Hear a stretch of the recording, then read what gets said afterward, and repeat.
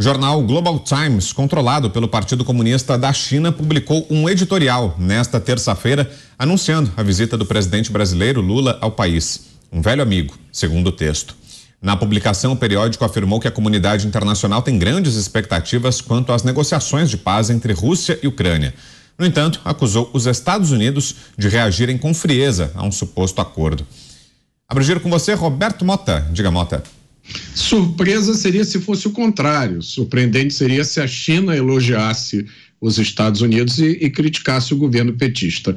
O pensamento do PT e a doutrina comunista chinesa têm muitos pontos em comum. Por exemplo, a ideia de um Estado forte, centralizador, ou o sonho de um partido único. Na China só existe um partido, o Partido Comunista. Ou a adoção da ideologia marxista como única expressão política permitida. Vejam bem, na democracia é permitido ser comunista, mas do comunismo não é permitido ser democrata. A censura aos meios de comunicação e às redes sociais e a repressão a qualquer tipo de dissidência. Não esqueçam o que aconteceu em 1989 com os manifestantes da Praça da Paz Celestial. Mas talvez exista uma divergência importante entre o projeto do PT e o projeto chinês. A China, de alguma forma, entendeu o valor da liberdade no campo econômico, ainda que seja uma liberdade limitada e com forte intervenção do Estado. Foi por isso que a China se tornou a segunda economia do mundo. Mas o PT parou nos anos 1980. Do ponto de vista econômico, os líderes da esquerda brasileira não sonham com a China. Eles sonham com a Argentina, com a Nicarágua, com a Venezuela e com Cuba. E Cláudio Dantas, esse editorial do Partido Comunista, do jornal do Partido Comunista, é um indício de como vai transcorrer essa viagem do presidente Lula, num ambiente de cordialidade, uma recepção amistosa por parte dos chineses ao presidente brasileiro? É isso, Dantas? Alerta. O Brasil é a nova Cuba numa nova Segunda Guerra Mundial. Desculpa, numa nova Guerra Fria.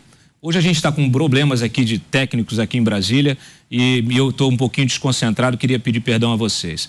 Mas eu venho avisando aqui sempre, já há algumas semanas, está em movimento tá, um realinhamento geopolítico liderado pela China, tendo a Rússia ali como parceira estratégica, e isso envolve vários outros países párias, inclusive o Brasil tem um papel estratégico por sua posição aqui na América Latina. Quando eu digo que ele é a nova Cuba, nessa nova Guerra Fria, porque ele está no quintal daqui dos Estados Unidos, porque essa guerra, ela é uma guerra com um forte sentimento e uma forte estratégia anti-americana, tá?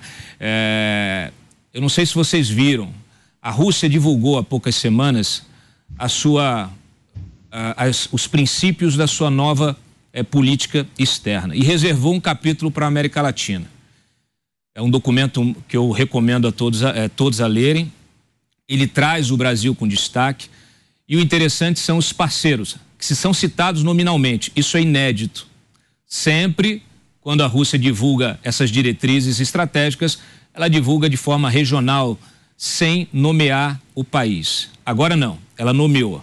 E ela nomeia o Brasil, ela nomeia Cuba, ela nomeia Nicarágua e a Venezuela como os parceiros estratégicos dela aqui.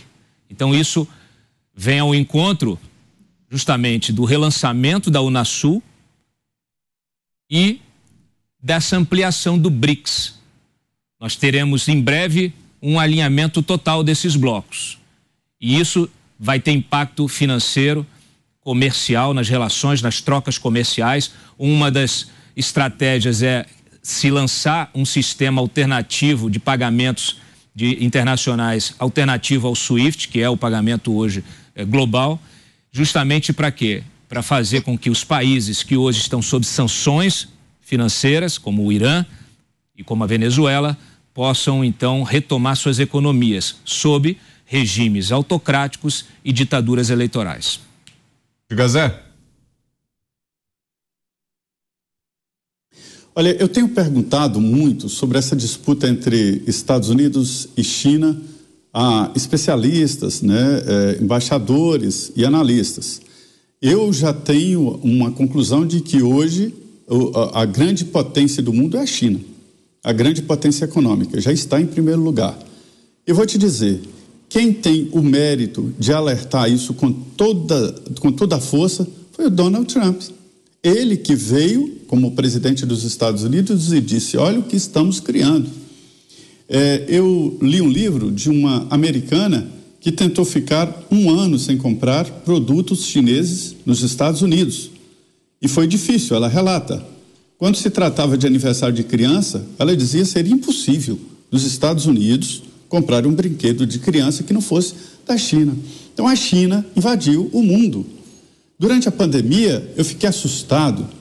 87% dos insumos hospitalares, isso no início da pandemia, eram importados da China. Não estamos falando de maquinário complicado só, não, mas de luvas, gases, tudo, material injetável, tudo vinha da China. Então, a China hoje é a grande potência mundial.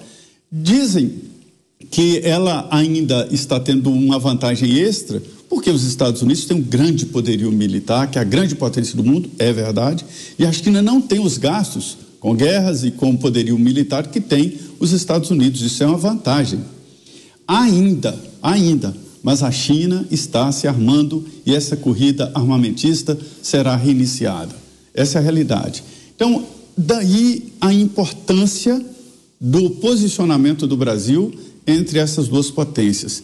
Os Estados Unidos tiveram um tempo com a Argentina como parceiro prioritário aqui, mas agora o Brasil é o parceiro prioritário dos Estados Unidos na América do Sul. E o Lula está fazendo um movimento devagar, ele foi aos Estados Unidos e agora vai à China, no sentido de virar um pouco para a China, o que é um problemão para o Brasil, principalmente se houver uma mudança na presidência dos Estados Unidos nas próximas eleições, o que deve acontecer.